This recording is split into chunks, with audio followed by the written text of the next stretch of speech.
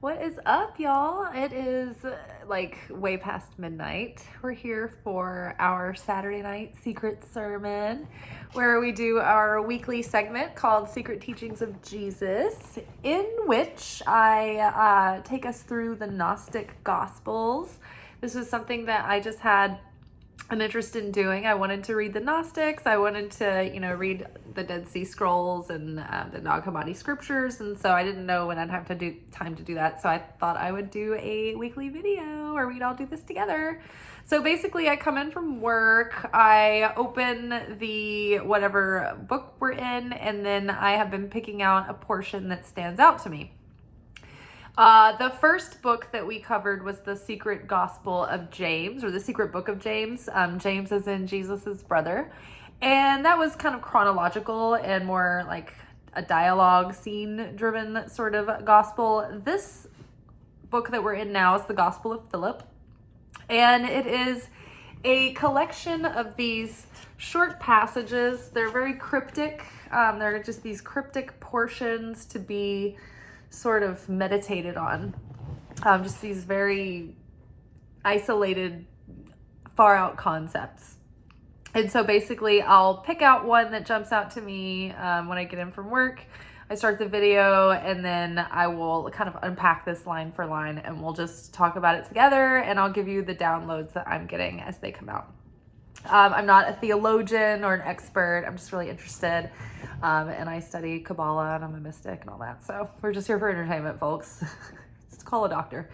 Okay, so this portion is called, we're in the Gospel of Philip, reading from the Nag Hammadi scriptures.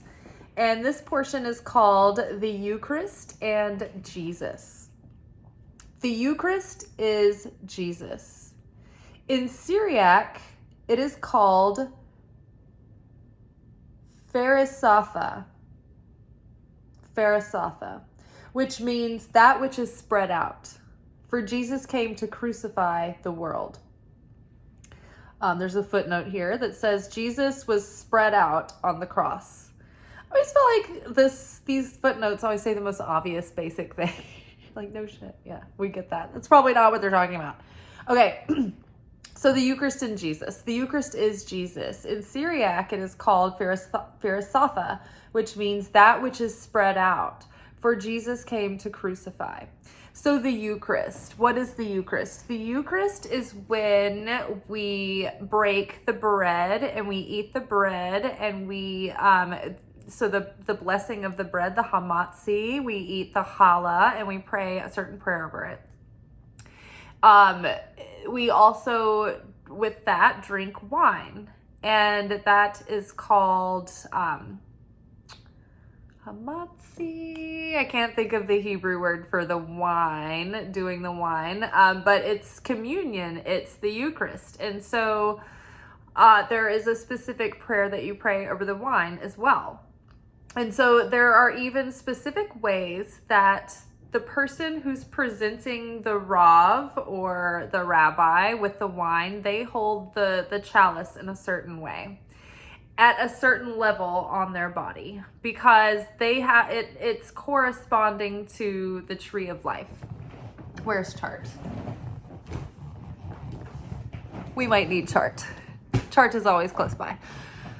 So when you take the chalice or the cup, the communion cup, the person receives it with their, they hold the stem with their 10 or their 5 fingers, and then they hold their left hand on top with touching the rim of the glass with their 5 fingers.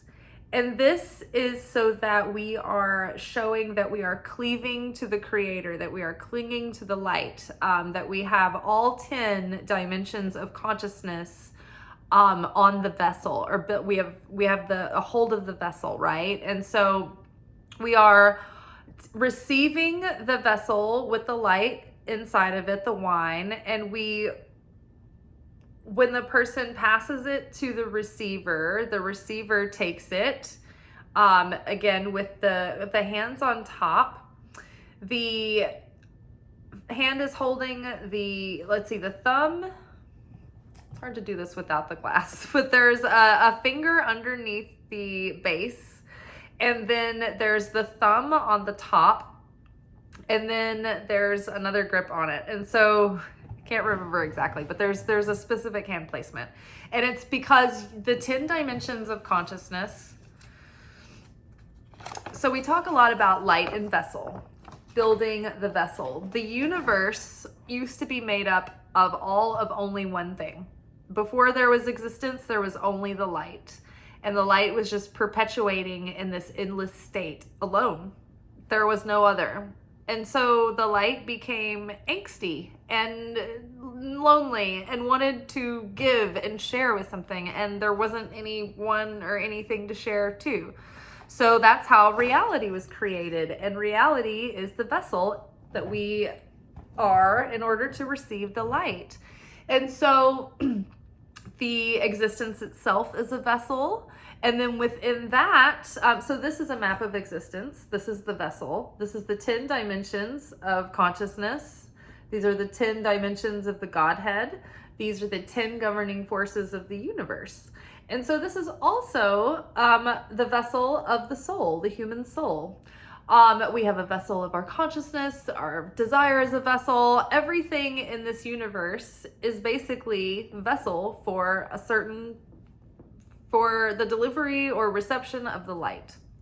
So the practice of Kabbalah is building the vessel. It's preparing the vessel. So we prepare our soul to receive the light of the Creator, consciousness. So when we take the chalice, we want to bring it at heart level. This is Tiferet, right? This is the Christ consciousness level. This is Mashiach. So this is the heart center, right? The bridge of the heart is like, it connects us to the soul and the spirit, right? It goes inward and it goes into these different like depths of dimension. So that's where the Christ dwells, right? We ask Jesus into our heart. That's just an old churchy way of saying that we set an intention to activate the Christ consciousness within our heart, right? So we take the chalice, the vessel, at our heart, and we imagine that we are pouring the light into the vessel. And at the same time, as we take a drink of the vessel, we are imagining that light, that's the light of the Creator, and that is filling us. So, all of existence is here because light wanted to share with vessel. And so, the Christ was representing the vessel and the light as one. We are all vessels wanting to receive the light. Reality is a vessel waiting to receive the light, right? So the Eucharist is Jesus, okay? So when we take of the wine, that's like the liquid. The wine is like spirit. The wine is like the unseen, the non-physical, the spiritual, the soul. That's the light. The bread that we break, that's the flesh. That's the ego. During Passover, when we eat matzah doesn't have yeast, and so it cannot rise. And so that is the yeast that makes the bread rise. That represents the ego. And so part of the reason that they didn't eat that they ate unleavened bread is that they needed to escape before they had time to let the bread rise. And so what that means in practical terms is when you are moved to get out of a toxic situation or break a bad habit or make changes in your life or take a big risk or take a chance on something, when we want to leave Egypt, the things that have a hold on us, when we're maybe breaking through a fear or pushing through a comfort zone, it's like we've got to do that when we get that divine inspiration before the ego has time to make us afraid, to make us think, oh, is it so bad? Maybe we should just stay. We'll just stick it out. Or, oh, it's too late. Now we're going to get caught, kind of thing. It's like, go before the fear takes over. Go before you hesitate. Go before you get indecisive. when you know, right? When it's that deep knowing. And so the Eucharist is Jesus.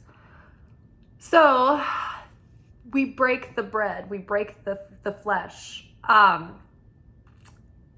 When you take the Eucharist, you slice it into 12, and you take the heel, you first little slice, the first little scrap, you throw it out, and that's the scrap that you give to the devil to keep him busy. But this is the breaking of the bread. It's the breaking of the ego. It's the breaking of the flesh. It's the sacrifice.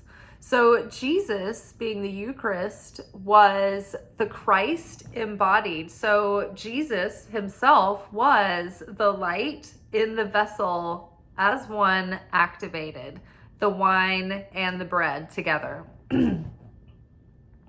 Jesus was then crucified, so his flesh was broken and the light was spilled out.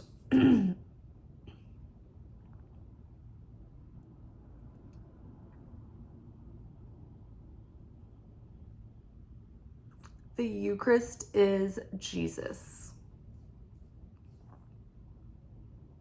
Okay, I think that I covered the points that I wanted to make about that. Okay, in Syriac, it is called Pharisatha, which means that which is spread out. For Jesus came to crucify the world. Okay, so this is going to be interesting.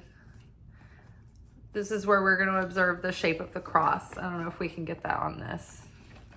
No, we're not going to be able to get that here. Okay. So,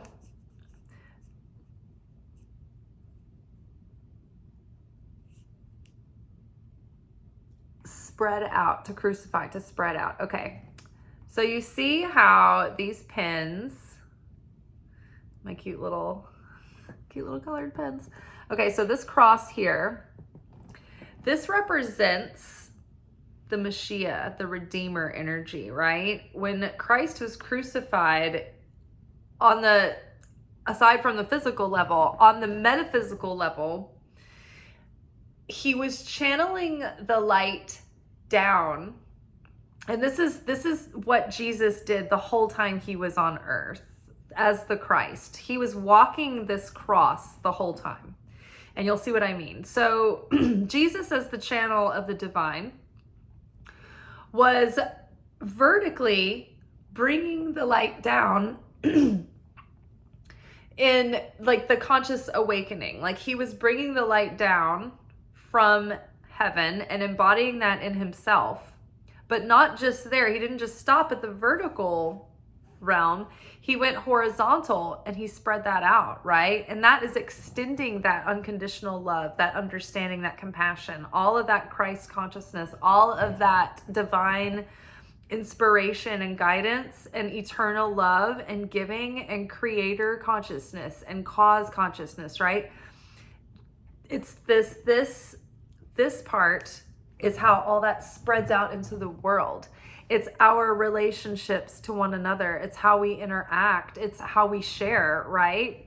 The light, the vessel, the light wanted to share to the vessel. Once we get into this physical plane, we share out, right? Not vertical.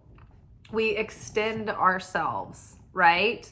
So do you see what I'm saying there? It's like the crucifixion, that Jesus was crucified. It's not just that he was physically crucified on the cross. It was that he was bringing the light down, but also spreading it out through his message, through his acts, through the influence that he had on people to start thinking in terms of creating equality and justice, like enough food and shelter and things to go around for everyone, right? He wanted people to be treated equally. He wanted to educate women and allow them to be in the church. And so he extended and he spread his message and he spread consciousness and he spread ideas. He didn't just bring them down and hold them in. He spread them out. So to crucify is to spread out, right? To spread the message. Think about how far and wide that was spread. I mean, Jesus was only able to walk around throughout this region of area. People spread word of mouth from like how they were affected when he came through their village, right? And think about that. It's 2,000 years later and it's still a hot topic. We're still, this is changed, for eternity, right? Because we talk about that too on this channel. What is eternal? Let only what is eternal remain. And what is eternal, right? It's the unwavering, the unchanging. It's the things that are so true that they resound forever. The moments of simple love shared between two people, or a moment of insight that changes you and you've seen the truth and you cannot unsee the truth. And so you forever have this revelation that remains with you, or you share that with somebody else and it changes them forever. It's like those things are eternal, that they keep remaining, right? They're ultimately true and rooted in, unconditional love. So the Eucharist is Jesus. Jesus is the light and the vessel. Jesus is the wine and the bread, right? The spirit and the flesh as one, as a conscious, unified working order, right? In Syriac, it is called Pharisatha, which means that which is spread out. For Jesus came to crucify the world.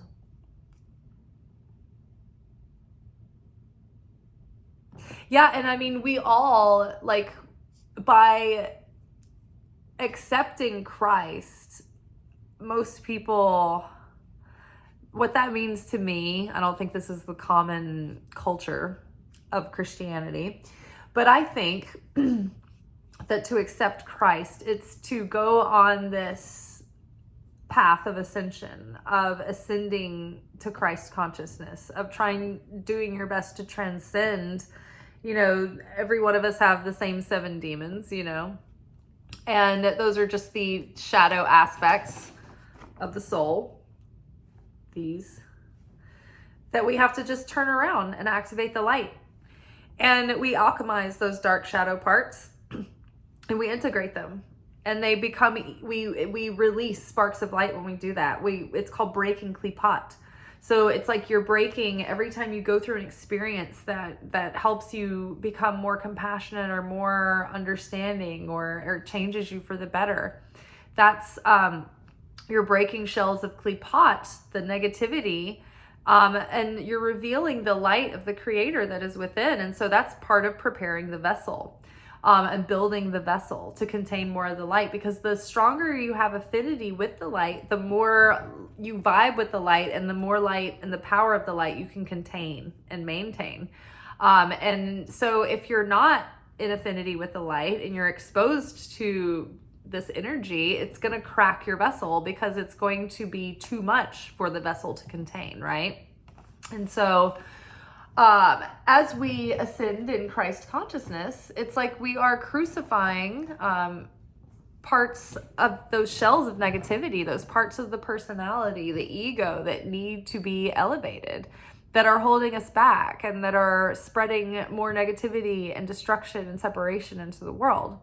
So we break those in ourselves. We put ourselves on the cross, right? So that we can break the ego's hold of negativity. We can instead be filled with the light and then spread that out into the world. Instead of spreading our negativity, we are healing layer by layer, right? And every time it's like you're letting a little bit more light out, and a little bit more light out, and a little bit more light out. So in that way, that's our process of crucifixion. It's like the way that we spread the light into the world is through our own healing. It's through our own ability to sacrifice our ego bits at a time.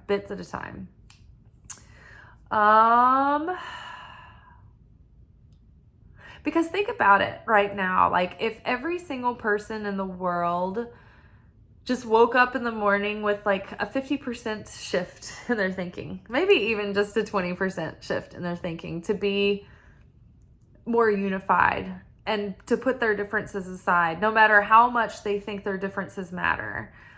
And they just said, you know what, we're all just human beings, and we are all in this together, and nothing is dividing us anymore. We're all one soul. We're all one spirit deep down. We're different souls, I guess, because of the layers of our uniqueness that get packed on. But ultimately, when you shed all those ego layers away, eventually you're dissolved and you reabsorb into the light, into, divine. And when you are reabsorbed into the light and you're part of the whole again, you no longer exist. You have to be distinct and separate from the whole in order to exist, right? And so when you at a certain point, that's why it's we shouldn't despise our humanity and our flaws, right? We shouldn't be ashamed of those, because that's the ticket to be on earth. Honestly, it's the only reason there is a physical dimension, which ties into the portion that I almost did called human beings and animals. But I noticed this and I just had more steam on this. I was more excited about it. But yeah, so the Eucharist and Jesus. The Eucharist is Jesus. In Syriac, it is called Pharisatha, which means that which is spread out. For Jesus came to crucify the world. All right, y'all. I think that is it. I'm just going to start talking in circles now. I will see you Sunday evening for our weekly energy oracle forecast. Otherwise, new episodes daily. Like this video, you guys. I am almost to a milestone. If I get to 500 subscribers, I can partially monetize the channel. And for $4.99, it's like a monthly subscription fee for like exclusive content. So you guys throw in the comments some ideas of things that you would be interested in for exclusive content. I've had a couple of people give me some feedback. It wasn't necessarily more readings. Like I had thrown out maybe doing like the zodiac signs readings maybe once a week or so. And then someone mentioned that it would be helpful to have a video on some more like getting into the material that we talk about more, like more of that kind of stuff. So yeah, let me know what y'all think. Like this video, please. Help me spread the messages out into the world. Yeah, and then somebody commented, they were like, oh, we need your messages out into the world and spread out. And I agree. I want them to get out there. And so the way that we do that is just by taking actions on the video. So if you like throw in like emojis in the comments, that helps too. Like any action, it gets the videos out to other people in the algorithm, and then they can see them as well. All right, ciao.